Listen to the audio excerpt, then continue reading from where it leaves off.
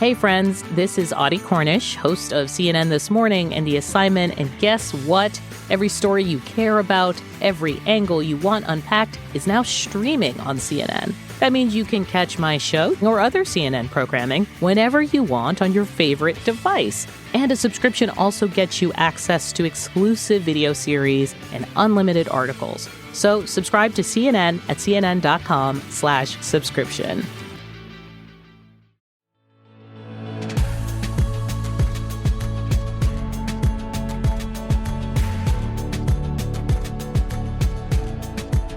I am Nicole Khalil, and you are listening to the This Is Woman's Work podcast, where together we're redefining what it means, what it looks and feels like to be doing woman's work in today's day and age. If you're a longtime listener, you know that I believe you are the decider and that our gender should not be the only or even primary consideration of what it means for you to be living a full, authentic, and meaningful life. And we'll all likely each have different definitions, different ways of living that successful and fulfilling life, regardless of our gender. So we've spent a lot of time, almost 4 years, in fact, redefining woman's work by focusing on what's possible when we trust ourselves firmly and boldly. But if we're redefining something, that must mean there's an initial, original, or former definition of it. I chose to title this podcast, This is Woman's Work, as sort of a tongue-in-cheek way of giving the finger to that old definition and its assumptions and limitations that have never really resonated with me because they didn't have to, because I've had more options available to me, and the generation in which I live made that all possible. We've come a long way over many generations, and yet we still have work to do. All that to say, women's work is an evolving thing, and each generation likely has wildly different experiences and perspectives, and we'd be silly not to acknowledge that. So on today's episode of This is Woman's Work, we're going to explore some of the generational differences that impact our work as women, but mostly as humans of different generations who are living and working together. And I couldn't possibly talk about generational change or differences without bringing in the expert, Kim Lear. Kim is a writer, researcher, and founder of Inlay Insights. Recently named one of today's best speakers by Meetings and Conventions magazine, Kim is known for skillfully weaving eye-opening statistics, insightful stories, and relevant case studies with some of the most renowned companies in the world. In addition to speaking, Kim was the head of research on the book Gen Z at Work and the writer of the popular Substack Kids These Days. She has been featured on NPR and national publications such as the Wall Street Journal, the Huffington Post, USA Today, and Time magazine. So in short, Kim knows what she's talking about. So Kim, thank you for joining me. And I hope you're prepared to be peppered with questions because I have a page full of them. I can't wait. Thanks for having me. My pleasure. Okay. Before we dive into that never-ending list of questions, can you start by providing maybe a little bit of an overview of the different generations that are living together today? Yes. Starting at the ground level really quickly, baby boomers born roughly 1946 to 1964. So they're mostly in their 60s and 70s now. Gen X born 1965 to 1979. Millennials born roughly 1980 to 1995, and then Gen Z 96 to 2010-ish. Those dates will probably change. I always want to give a little bit of the academic background to this topic because, it's not like anyone goes to sleep on December 31st of one year and someone wakes up January 1st of another year and is a different species. So what we're actually looking at is these events and conditions during our formative years. And in sociology, formative years roughly are teenage years into young adulthood. And it's during this time in brain development where we're coming to terms with the world around us. So what's happening in the world at that time, it has a lasting impact on how we view things like gender, marriage, work, social justice, politics. And it's this time in brain development where teenage angst comes from. So perhaps your whole life, your parents tell you to think a certain way or act a certain way or vote a certain way. You reach a stage, you decide you're going to do it your own way. And it's that period of brain development that we look at how these shared experiences result in behavioral patterns and consumer trends. So this isn't, the way that I approach this is it's not everyone born between this date and this date is this, but we're looking at observable change in longitudinal studies. We're trying to understand why we can do something today and it's totally acceptable, but if we did it 20 years ago, it would have been wildly taboo. And so I think your intro just nailed it, which is there are things that you were able to do as a woman based on when you were born and the culture that you were born into and what was allowed and what was subversive and even the legalities of it, right? And so that's part of what we look at is you come into the world in a moment in time in history, and how does that shape who you are? And so, am I understanding this right in that some of these bigger events that impact the way we see the world are what sort of delineates one generation from another? So, for example, 9/11, or is that Yes. I mean, so there's that like collective memory piece of it, which is like what is shared, what creates nostalgia, basically, right? And so there's that component of it. One of the examples that I always give, in public speaking is around NASA. And so, if I go into a baby boomer focus group and I say, talk to me about your first memory of NASA, most of the time, not all the time, but most of the time, they still will tell me about landing on the moon and what that moment was like, the unbelievable capability of American institutions, winning the space race, being taught that if you have the right technology, if you work hard enough, the sky's the limit, anything is possible. And then if I walk next door to a Gen X focus group and I ask Gen Xers the same question, what is your first memory of NASA? Many of them talk about the Challenger. And they watched it in school. There was a teacher on that shuttle. They remember that exactly. And they'll still say to me, if we could have trusted anyone, we could have trusted the geniuses at NASA, but we were let down. It was a moment of disappointment.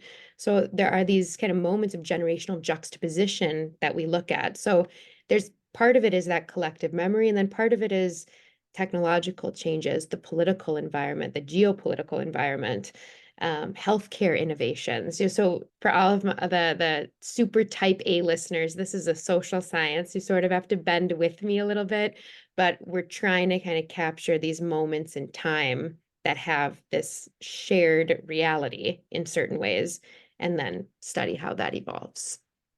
I feel like it's a topic a lot like gender that sounds simple but is wildly complex.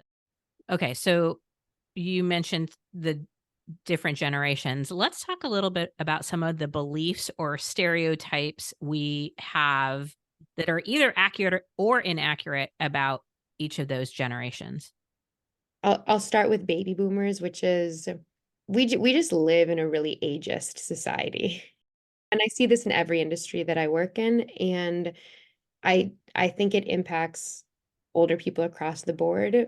But of course, there is significant research on some of the unique effects of ageism on older women. But I think that we do just have this like cultural narrative that you can't teach an old dog new tricks, that older people are completely stuck in their ways. I think this is what pushes a lot of the ageism that we see in action. And that's just not what we saw with baby boomers. And they never really showed the same aging or retirement trends that we saw with their traditionalist parents. There's this young at heart spirit, which we don't have time to go into, but there's a lot of kind of generational reasons for this young at heart spirit. But rapid tech adoption, which we looked at even before the pandemic and then during the pandemic that accelerated dramatically. When we look at where baby boomers moved to in retirement, it used to be that places like Palm Beach and Palm Springs were fighting for high-end retirement dollars, and now they're competing with Austin, Texas and Raleigh, Durham. I see some movement to Madison, Wisconsin, as people say that they want to retire to places with more walkability, better art, better food, more access to higher education. And so I think that there's something going on in this world of aging where our ideas about what it means to age and what is actually happening are so different.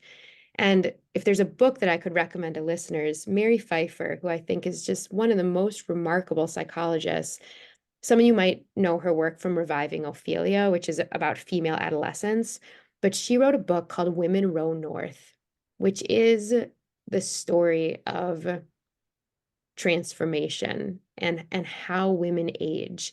And it's such a beautiful book, but that's, I think unique to women talking about that. Gen X, I mean, so many different the slackers and a lot of different things, which of course, like most stereotypes, did not end up being true.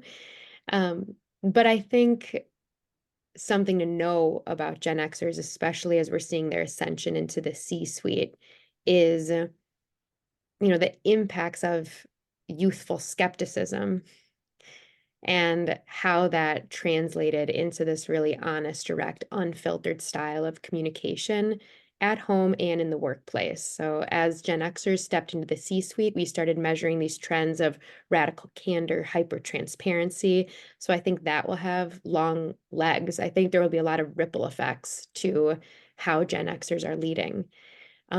Millennials, I think one of the most interesting trends. So I guess I'm moving away from stereotypes, but millennial family structures, a rise of egalitarian marriages and a rise of dual income households.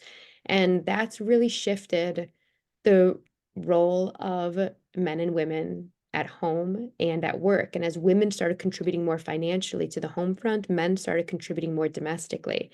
So there's a lot of changes that have gone on with millennial women, millennial mothers in particular. Um, but a lot of that is because of this changing expectation of young fathers.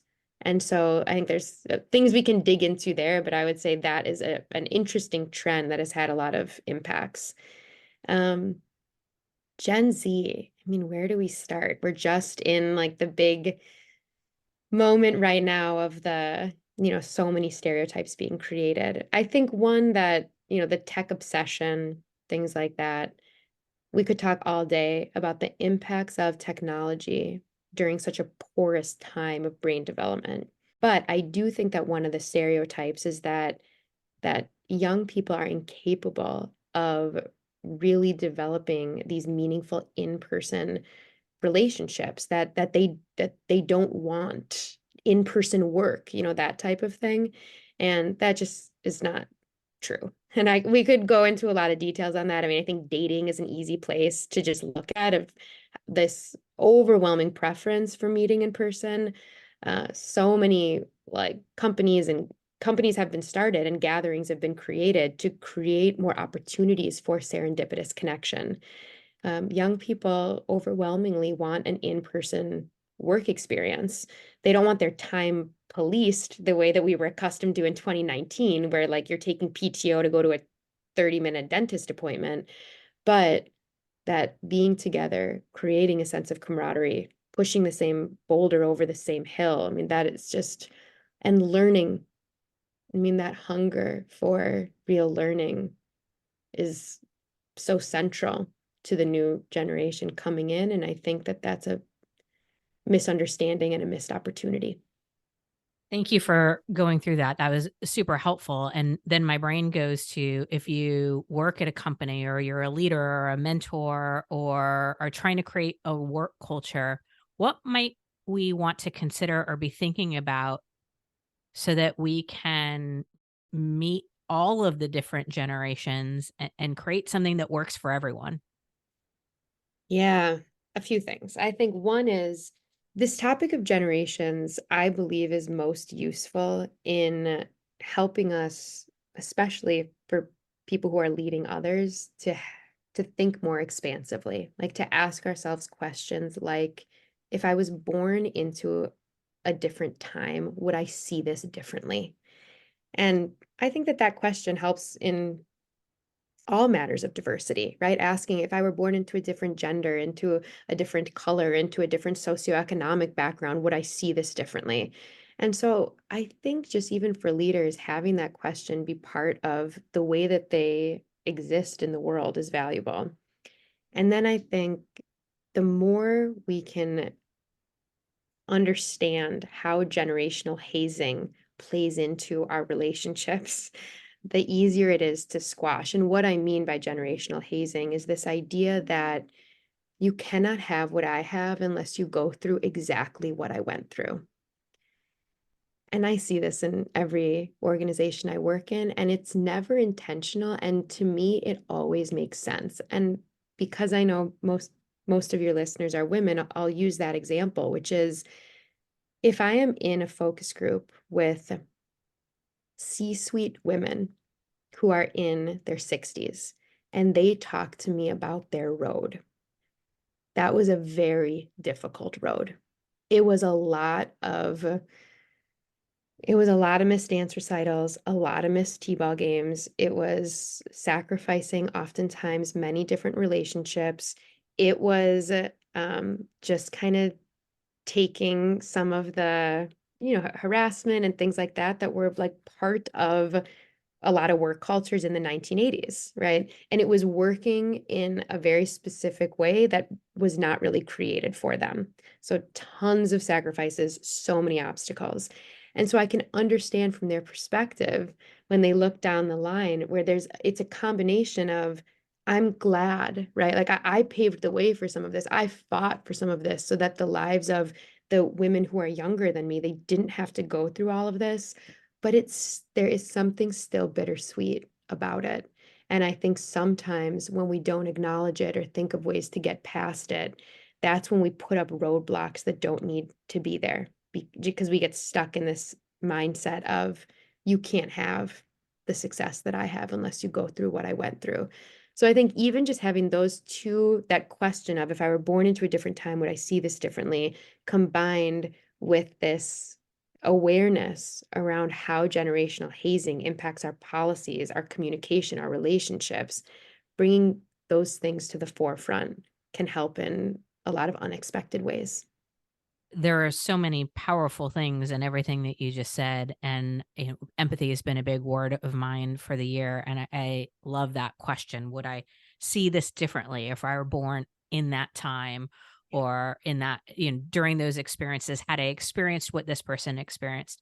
And the example of the older generation of women, I experienced that too. It is that bittersweet. Of course, they want it to be better. And sometimes I think they look at the younger generation and are like, you're taking it way too far and it's far too easy for you. And you can kind of see it from both ways.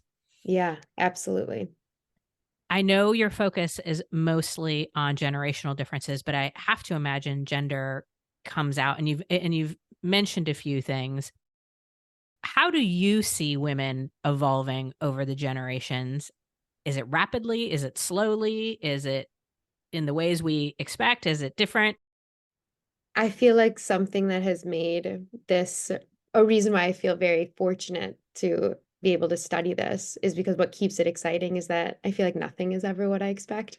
Where I'm like, yes, like the next logical iteration of this would be X, Y, and Z, and then it like never is. So, um, I try to look at the data and the emerging trends as objectively as possible. So to not really have me and my preferences involved in it.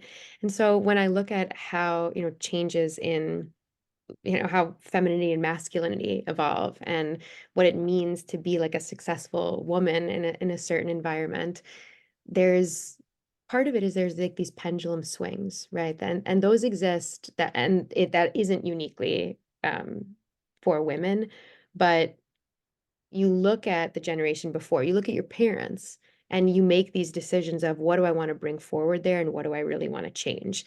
And so with the newest generation coming into the workforce, I think there's been some interesting trends. And I think for some of them, they saw their moms really try to do it all and they're like, no, thank you.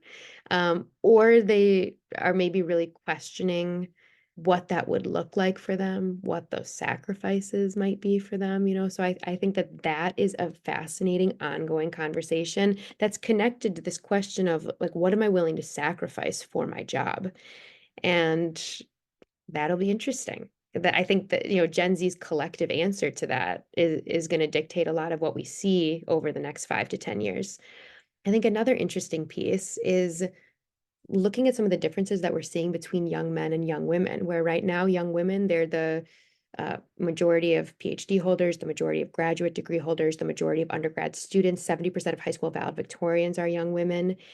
And again, I look at it objectively. So sometimes I give that set of data, and some listeners are like, oh my gosh, this is a crisis. Some listeners are like, yay. And I just this is what it is. Mm-hmm. Um, but something that has happened is that there are these mismatches in the marriage market, which has been studied pretty thoroughly academically, is that statistically, women are less likely than men to quote unquote marry down in educational attainment. So I think that is an interesting component that young women are grappling with in a way that older generations of women were not. Is these mismatches, and kind of trying to figure out for young women what partnership looks like then, what marriage looks like then, what they're looking for in those relationships. And those relationships then inevitably end up dictating a lot of other trends that we see. So I don't know if I answered it exactly of like the evolution, but I do, but I almost look at it less as an evolution, as more of like this snapshot in time. What is this young generation? What cards were they dealt? And what does that mean? How are those cards different or the same from the ones that I was dealt, the ones you were dealt, the way, previous generations were dealt? So I think those are some of the differences that I'm tracking the most closely. So I know you have daughters as well. And so, I think maybe the listener, at least the one that knows me, is probably thinking that I'm like, yes, 70% valedictorians and all the stats that are supporting that women are, going for their goals and are highly educated and have all this potential.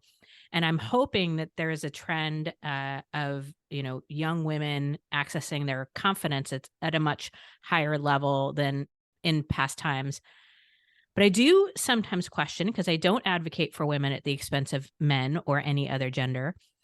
I do wonder, is there a potential over rotation? And that leads to my next question. As you look at these snapshots, or what I called an evolution, how is this impacting other genders?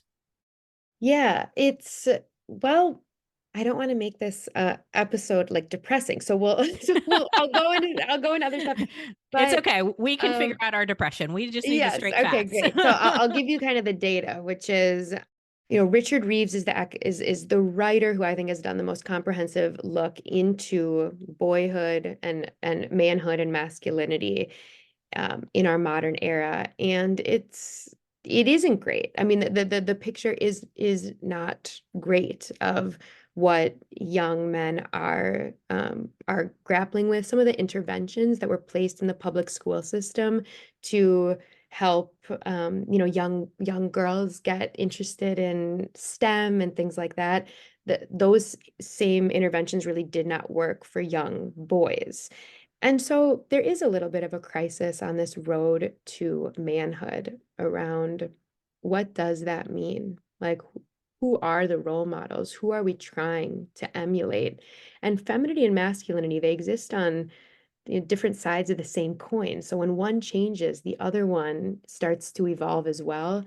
And I think that right now for boyhood and for manhood and for masculinity, they're in that stage of the invention where it's not just questions of what best suits me as a man, let's say, but it's also like what does culture need? What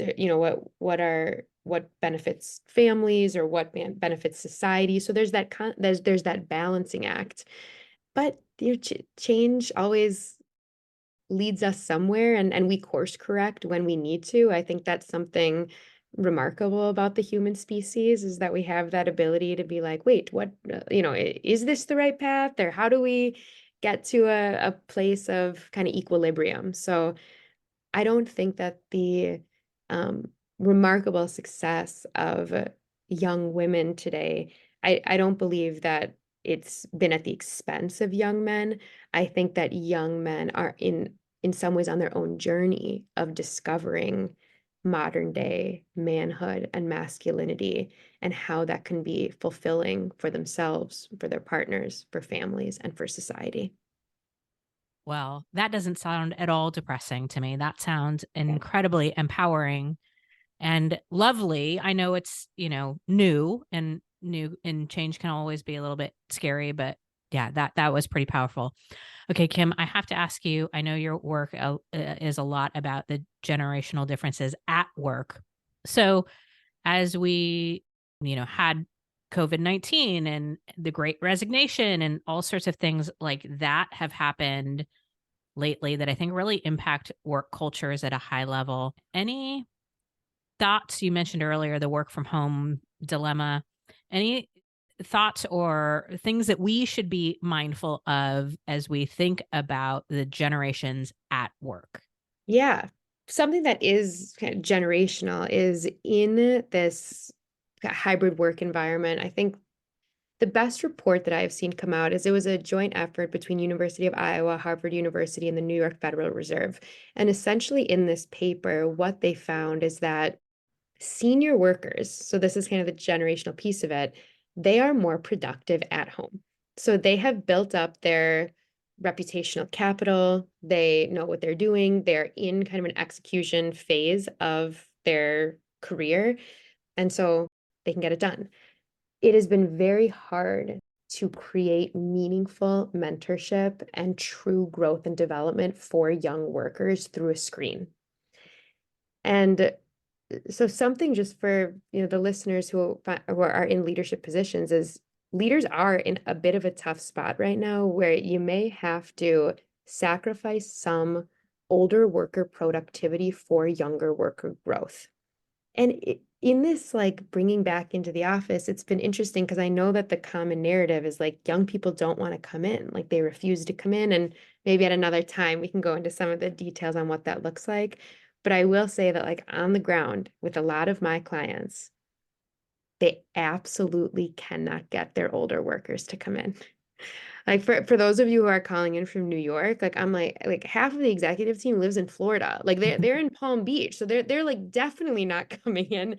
And younger workers, the reason that they want to come in is for access to senior workers. That's why they don't want the blind leading the blind. They want to come in to be seen, to impress you, to learn all of those things. And so I think that that's just an interesting piece to look at as we are still trying to figure out the best ways to leverage a hybrid workforce. So that is one of the pieces. And then the other one is bringing people together in a way that is more experiential and more intentional is going to become increasingly important. And I think some of the trepidation for some workers in coming back to the office is that that initial reentrance was a little clunky. Mhm. Like I did some, in for some of my clients when we were back together for the first time, first big meeting, we were like in a windowless conference room having a really tactical conversation when I think there was a real moment there to just put the nail in the coffin of the 2019 world of work and re-enter people in a new world of work, which that is the truth. And so, yeah, I think thinking through when we are all together in person, what are we creating there so that people can develop organic relationships, create inside jokes with one another, feel this connection, create that sense of culture. And I think the leaders who can do that, I mean, I have seen some leaders create more culture in 4 days than other leaders have created in 4 years. So there's a way to do it when we really double down on the humanity of what it means to be in person. I find all of this fascinating, and I can personally attest to, I don't know very many people who are interested in going back to death by meeting, but I know almost everybody is interested in meaningful connection, collaboration, and it's just going to look a little bit differently. And I think as a Gen Xer, I think every generation, you tell me if I'm wrong, has some degree of interest and commitment to impact, and that might Mhm. show up a little bit differently. But I know I might not want to go into the office, but I know if I can make a difference and impact the younger generation, and it's going to be done in a meaningful, not waste of my time way. Yeah. I'd be more than happy to. So I wonder, if there is opportunity in that. realization, because I think a lot of the older generation thinks the younger generation wants nothing to do with being in the office or learning or growing in that way.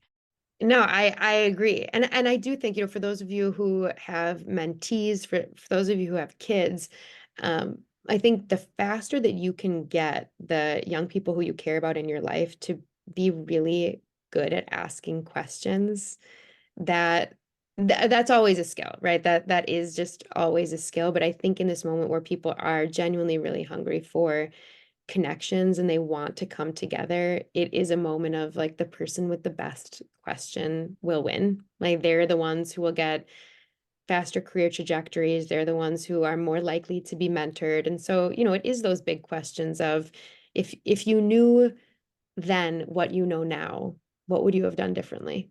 What are you most proud of? But just some of these questions that create a real opening for relationship building. Kim, I could talk to you all day long, but I know we're out of time. Thank you.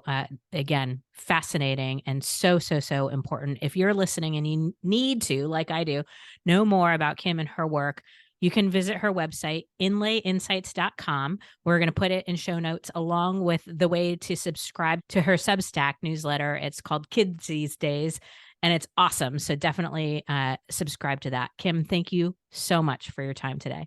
Thank you. Okay, I have been committed to practicing empathy and curiosity and will likely make those my words or my focus for the new year as well. And we can't practice empathy and curiosity without considering the time and the ways in which we grew up, the experiences that shaped us, and the beliefs and definitions that existed when we were learning about the world and our place in it. If I were in their shoes, would I see this differently? And I might not be a fan of the 1950s definition of woman's work. And I clearly wouldn't have fit in with the silent generation and definitely would have been burned at the stake if I lived in 1690s Massachusetts instead of 2020s. But I really have no idea who I would have been and what I would have believed had I lived during those times and had that generation shaped me. How we see the world, how we see each other is complex. And yet, here we are, all living and working together.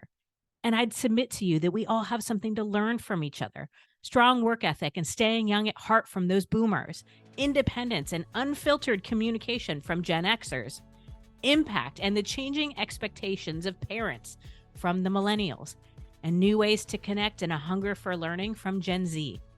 We have the opportunity to innovate and collaborate with each other together because empathy, curiosity, and collaboration can all be considered woman's work.